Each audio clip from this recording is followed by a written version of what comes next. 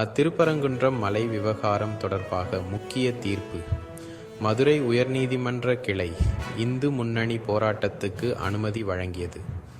திருப்பரங்குன்றம் மலைக்கு அருகிலுள்ள கோயில் மற்றும் தர்கா சர்ச்சையை தொடர்ந்து இந்து முன்னணி போராட்டம் நடத்த அனுமதி கோரியது.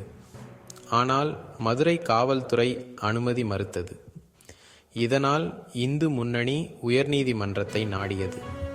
வாதங்களை கேட்ட நீதிபதிகள் இன்று மாலை 5 முதல் 6 மணிக்குள் பழங்கானத்தத்தில் போராட்டம் நடத்த அனுமதி வழங்கினர்.